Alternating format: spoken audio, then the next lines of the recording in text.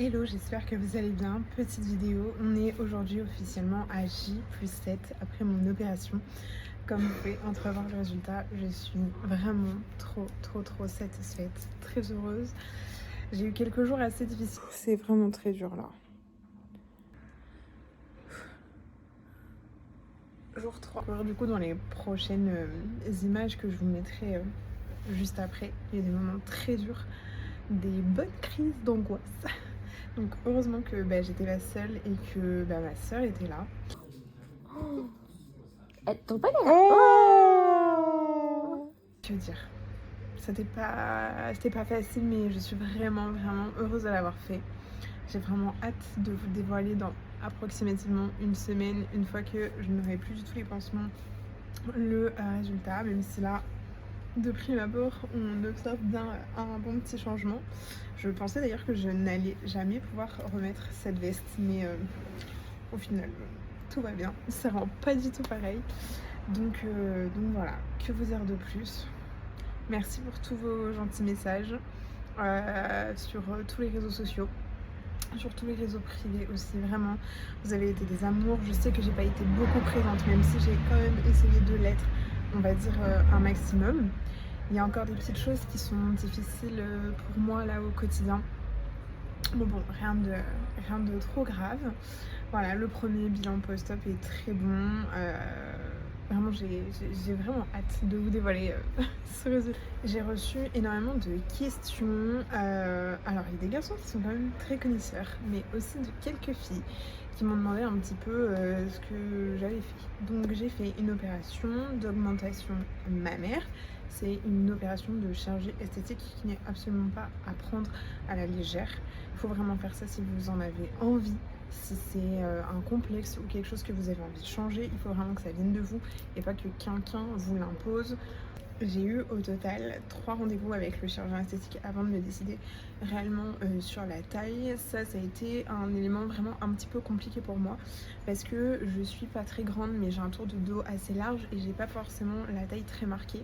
Et en plus, mon but c'est de me muscler de plus en plus. Donc le but c'était pas d'avoir une poitrine qui de fil en aiguille paraisse petite et finalement que je sois déçue du résultat.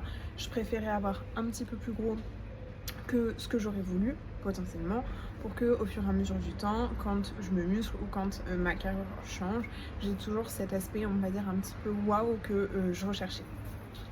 Pour le coup, j'ai opté au premier rendez-vous pour 380 cc. Donc ça fait un bon bonnet. Au deuxième rendez-vous, finalement, j'ai opté pour un 500 cc. Ça fait un très gros bonnet D. Mais en fait, au troisième rendez-vous, quand j'ai fait la simulation 3D pour voir 500 cc comment ça rendait, j'aimais pas du tout. Parce que c'est une chose de ces soutien-gorge et de voir, on va dire, quand on est habillé, mais une fois que il n'y a plus finalement la lingerie ou les vêtements, ça rend, on va dire, de manière encore différente. Donc j'avais pas envie d'avoir ce résultat finalement qui me déplaise au moment du déshabillé. C'est pour ça que j'ai opté, on va dire, pour un entre-deux, c'est-à-dire pas 380 cc mais pas non plus 500. Finalement, entre-deux, je me suis fixée sur 430 cc au visuel. Et donc en termes de prothèse, de taille de prothèse qui existe sur la marque de mon chirurgien, on avait du 420 cc. Donc finalement c'était carrément ok.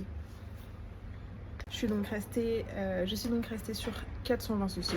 C'était très bien pour moi. Au moment où je me suis réveillée, je me suis dit qu'est-ce que j'ai fait, malheur. Et là, il y a encore des jours où je me regarde, où je me dis mais c'est trop. Puis il y a des moments où je me regarde, je me dis en fait non, c'est pas assez. Mais au final, je pense que j'ai choisi réellement la bonne taille quand je me regarde de manière objective, que ce soit dans mes vêtements ou quand finalement je prends ma douche ces derniers temps. Donc franchement, j'ai aucun problème en termes de taille et du coup dans le futur, quand je devrais les faire changer dans 12 ou 15 ans, je sais que je devrais augmenter un petit peu plus et je pourrais potentiellement passer sur un volume à 450 ou 500, 475 ou 480 voire 500. Donc finalement, j'ai pas de regrets, je me dis que pour une première taille de poitrine, c'est quand même pas mal. Et quand je vois à quel point ça attire pour avoir ce bonnet, donc pour être passé d'un bonnet A à un bonnet D, me dit que j'ai quand même bien fait de pas abuser. Donc ça, c'est en ce qui concerne la taille. Ensuite, j'ai choisi un modèle extra haut pour réellement avoir cet effet un petit peu de soutien-gorge, on va dire assez rebondi.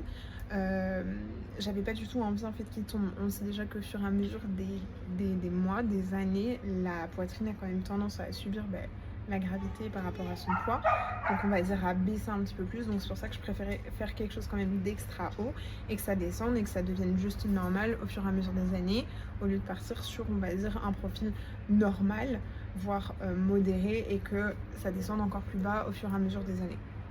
Ça, c'était quand même non négociable pour moi. Donc c'est vrai que du coup ça attire encore plus, donc heureusement qu'on a la brassière de contention, mais voilà, pareil, aucun regret sur ça.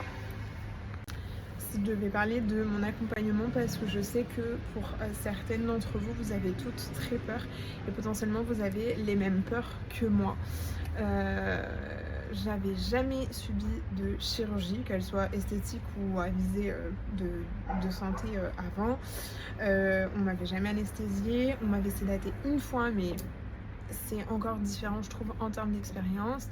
Et surtout j'avais quand même un peu d'appréhension pour cette opération. Et au final, le fait d'avoir choisi un chirurgien qui m'a rassurée, en qui j'avais confiance, à qui j'ai pu poser les bonnes questions et qui surtout a pris le temps de faire 3 rendez-vous avec moi, ça m'a largement réconfortée. Le fait aussi de ne pas partir à l'étranger pour faire ça. Peut-être pour une seconde opération sur des filles qui savent ce que c'est une anesthésie, qui ont déjà eu des implants, ma mère, pourquoi pas. Et encore, je pense que pour une deuxième fois, si je devais retourner à un endroit, ce serait potentiellement là où j'ai fait les premiers avec exactement le même chirurgien. J'ai une expérience qui est vraiment absolument parfaite. Le fait aussi d'être dans une clinique qui est privée, et je vous mettrai les images là juste après.